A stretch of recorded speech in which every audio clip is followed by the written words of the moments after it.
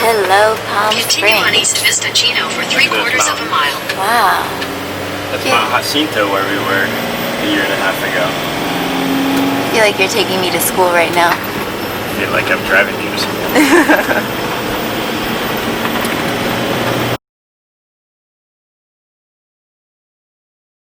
See you later. Good Come luck. back as a Newman. As a Newman. Change that ID. See you soon. See you soon. Alright, let's park this van. Oh, she forgot her papers. Thanks. One envelope. Do you have the passport, all that in there? Yeah, everything's in Alright. Thanks. Bye. The van's parked now. Brittany's in there doing her thing. I got hands free. I can talk to you guys. So, the next question is from the Mad Scientist. Love that name. How did your friends and family handle this lifestyle choice, and what are your plans for the future? So friends and family have been always overall very supportive of this lifestyle and wanting us to live our best lives and chase our dreams. Immediate family has been there for us in terms of addresses, allowing us to come stay, just really being invested and interested in our travels. Friends, I think, have transitioned a bit over time. In the early years, they were very supportive and interested and wanted to know where we were going, what was next. And I think as we've chosen to make this a lifestyle choice in the longer years, that everyone kind of gets settled into what they have going on in life and achieving the goals that they have set for them, which is totally cool. People have kids now, we're in our 30s, careers taken over, so there's less time, especially when you choose different ways of life. We've received so much more support from strangers and other people interested in the van life, minimalist living, and just our way of travel. We've said actually if we could choose any lifestyle, this is what we're doing and this is what we love right now, so nothing would change for us. So that's kind of the gist in terms of friends and family. I was just listening to Drew's answer to this question, which was a total doozy, by the way. Great question, gave us a lot to think about. And I wanted to add, I think that our lifestyle gives our parents a great sense of joy and pride when people ask, what do your kids do? My mom is always telling me how excited she is and how she told this many new people about us and that they have to watch our channel, and she got us 5 more subscribers today. And the same goes for Drew's parents. I think it makes life more exciting for them. On the flip side, with our friends, like Drew was explaining, they have a lot going on. Yes, they're wondering, after 5 years, how much longer are their crazy hippie friends going to be living in a van? And when are we going to just be able to invite them over to our house one day for a normal gathering, like normal people? Although we might be inviting them over to our Earthship or tiny home in another country, our greater goal is to have land in some of the most beautiful and warm destinations on the globe where we can build unique little places to live and experience life. Maybe live in one long term when we have kids. But anyway, I'm getting ahead of the questions that you guys have asked. We talk more about this later on in the video, so I'm gonna go now. I thought Drew did a great job answering this very hard question. All right, back to the show. I gotta clean the fridge. The fridge has this nasty, stinky, sour smell. That's what I gotta take care of now while Brittany's finishing things up in there. I gotta make the bed. See you in the back.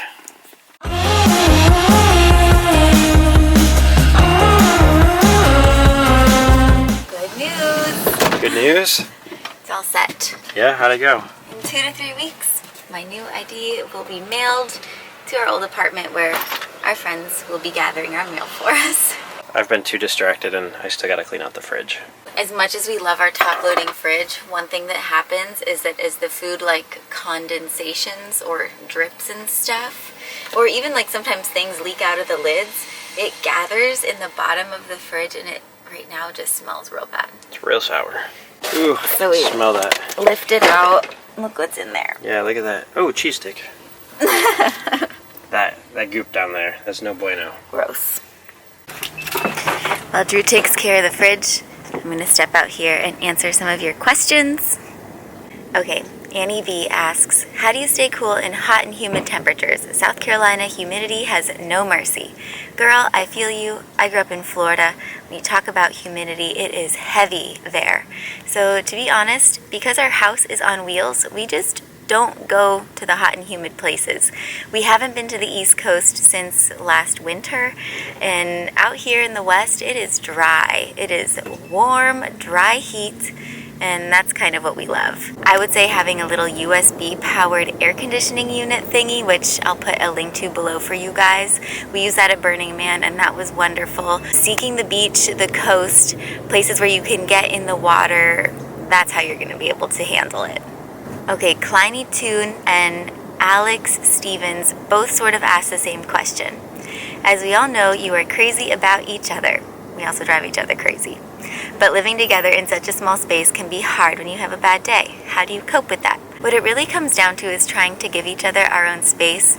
So for me, waking up early in the morning, having an hour to 2 hours of complete alone time where I get to do yoga, journal, read, listen to a podcast, that just helps kind of set the whole environment for my day and the tone for my mood. We've been married for 3 years.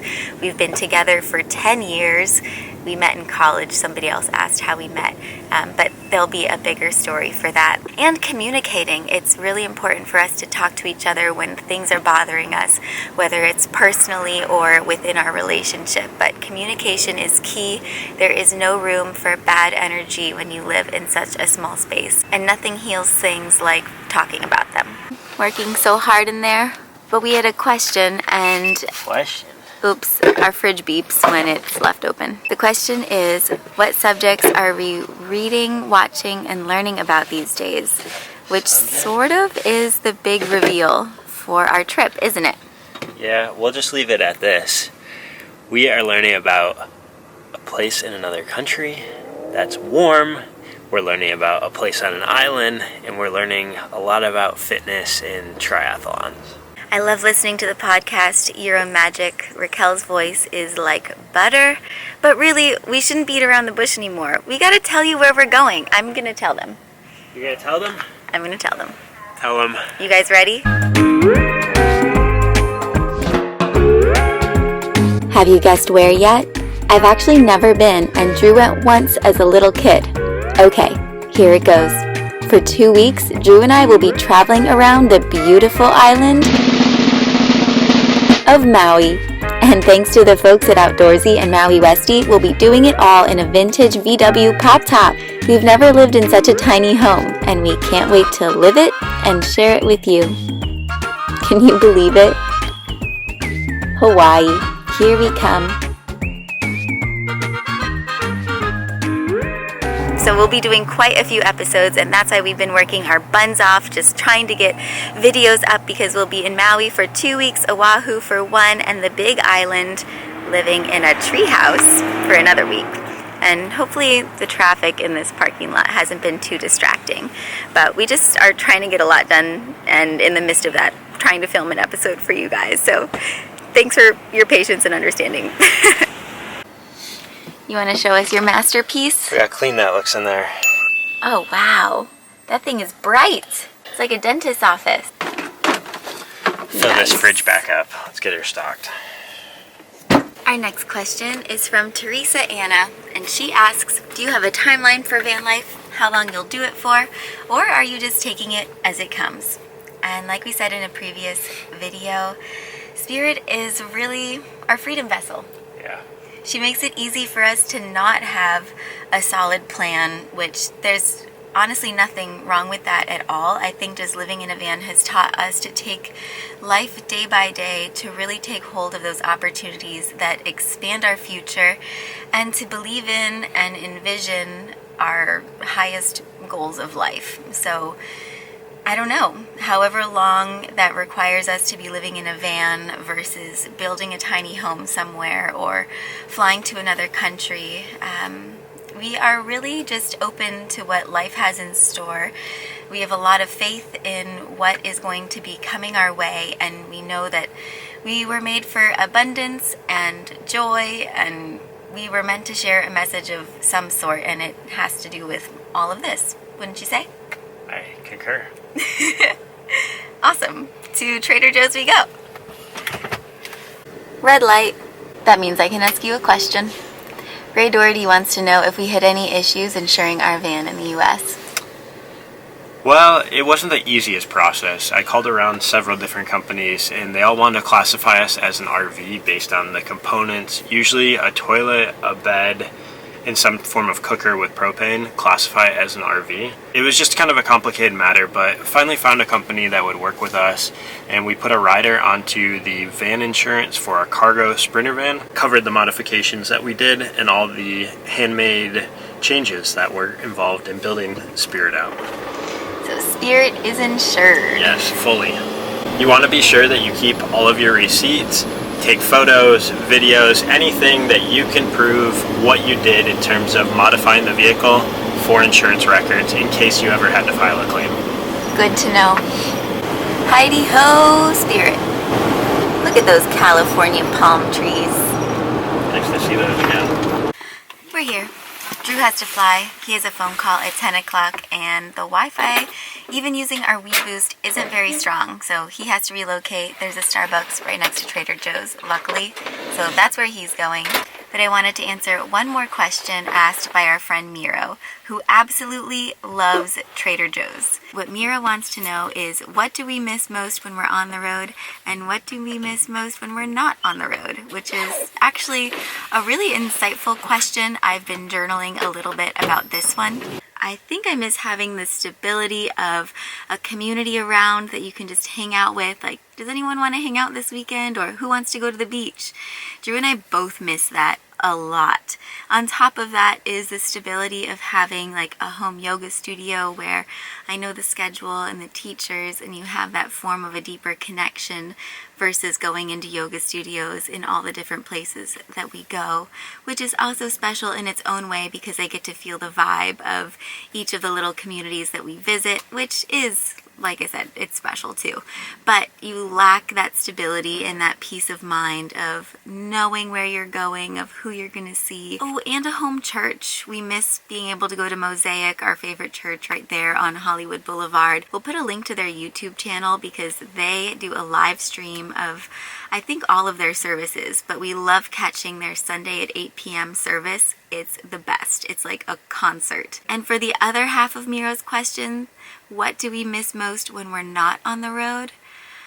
Drew and I were kind of discussing this, and I think for me, it's just, it feels really easy to be alive, if that makes sense. Like, it's just awakening fresh to a new day. You don't exactly know what's going to come. There's this excitement and this energy behind just everyday life. And I think that comes along with embracing the unknown. So a lot of you asked, how long do we plan to do this for? What do we want to do after van life? We don't know all the answers, but that's because we are living day by day, following our intuition and having faith in every step that we choose. So yeah, we'll see where all this goes.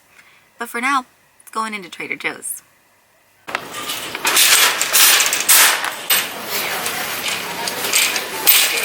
Where do we start?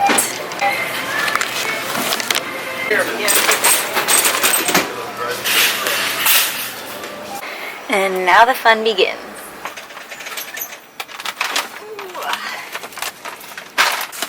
There we go.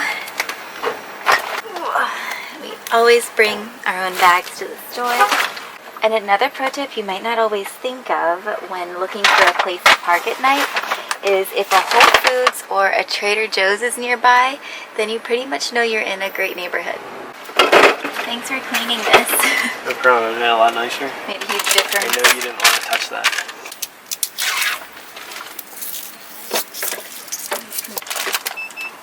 There. Whew. Set change. We're at the library. We're about to get some work done. A very cool looking library too. Isn't that awesome? It's like an Earthship. Before we get to our last question, I wanted to know Drew's input on one that I answered just to you guys. So, What do you got for me? Alex J.H. Stevens asks, how do you both handle individual space for alone time, etc., when in a confined and small yet beautiful van? I think it's important to recognize boundaries for one another At times, I like to go and work outside the van while Brittany continuously works in here. Hence the library. Yeah, I think there's also a big part about kind of schedules. I tend to stay up later and spend time sitting up in this area while Brittany sleeps, and vice versa. She'll wake up in the morning, so it gives each other a buffer. There's a beautiful thing about having the same schedule sometimes. Like, I will sleep in and we'll snuggle and I won't have my morning time, but those days that I have my morning time, I am a much more level-headed, happy, balanced person. Yeah. Lastly, exercise and getting out of the van, sometimes just going for a simple walk. I'm a little jealous of you guys who have van pets, Yeah. are able to take them for a walk, or it's a necessary thing to get up and move. For us, we plan to go on a run or take out the bikes. Just go for a walk around town, go check something out. And it's funny because we'll spend so much time together and then we're like, what are we going to do today? Let's go on a hike. That means like sometimes 10 hours of walking together. Yeah. And so we started a thing where we'll bring our little earbuds and maybe for like half an hour or something, we will each listen to a podcast. And it might be towards like the second half of the hike. So I listen to a little something, he listens to a little something, and then we can come together again, and that kind of mixes things up. Last thing I'm going to say about that is listening to audiobooks as we drive. Keeps us from getting in petty little fights, and we can bond over a story that makes us laugh and that we can talk about Educational, later. Inspiring, and changes our train of thought. Yeah, right now we're listening to Girl Wash Your Face, which was picked by yours truly, so it's very sweet that he's willing to listen to this, but I think it has something to offer everyone. Alright guys, we've truly appreciated your questions. We have one more big one left that was asked from a few of you. So let's get to it. Here it is. Franna Flyby asks, are you going to have a baby adventure anytime soon? Or are you going to wait for a few years? And if you do have a little bambino, will you raise the baby in spirit or get an apartment? That's an excellent question. This was the first question that was posted when we did a Q&A call out on our community page. So thank you, Franna. You cut right to the chase. Yeah. We'll go ahead and answer this. Okay, so I guess we're giving ourselves 3 to 5 years to have a bambino. Seems like we always wait another year before we give that response, but yes, we keep pushing that back every year. That's our same answer. But Drew had a really great way of putting it. I think that one day, if we feel the time is right, we're going to pull the goalie. If it's meant to be, it will be. And if we're meant to adopt, that's also something that we're both extremely open to the idea of, because there are so many children out there who need love, and I would love more than anything than to love one of those children. So I don't know, I have a heart for adoption, but again, we'll see what the universe and God has in store. And would we have our baby in spirit?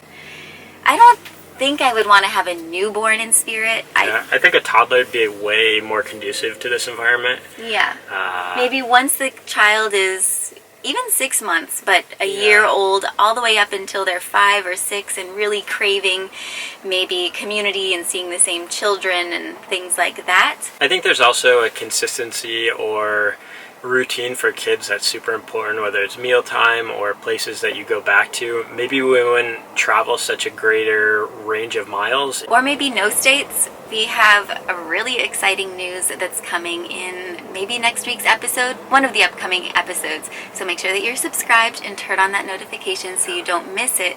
But we do have something coming that is going to be an opportunity to build something that doesn't move. We don't want to reveal where that is or what we're going to build yet, because we actually don't know what we're going to build yet exactly. It's been exciting, both of us, as you can tell. Yeah, it's pretty huge, and it's going to allow for us to have the option of going to somewhere that doesn't move when the time comes for us to have a little baby adventure. So get excited, guys. There's lots to look forward to. Bambinos or no bambinos, adoption, or all of the above. We've really enjoyed your questions. We hope you've gotten to know a bit more about the two of us through all of this, and thanks for bearing with us with everything that's been going on since we started filming yesterday and today. We enjoyed taking you guys around to various places as we were shopping, whether we were at an appointment, and it's just the nature of every day. Every day is different in the van. Yep. We enjoy it, and want to share a little bit of what that's like. So it's like you were riding in the seat back here the whole time, just sitting on our love seat, enjoying the ride. And we're trying just to get more and more comfortable with vlogging, not needing it to be the perfect environment, the perfect storyline. Like, they got these questions, we got to give them our answers. Let's just roll with it. So here you go. But our primary goal is no shake on the camera and better audio. So that's important to us, important for your quality of viewing. Yes. And yeah, so let's sign this one out. We appreciate you guys as always. And don't forget, Hawaii's coming up soon. Yeah, that's going to be an epic trip. So Maloha, we can't wait to be there. We're not sure what the Wi-Fi situation is going to be like, but we are going to have videos scheduled for you every Adventure Thursday. Can't wait for that pop-top camper. It's going to Yes. be great, and we have so much in store that we're going to be sharing. Stay tuned. Stay tuned. Till next time. Adventure. And love. Always. Always. I lose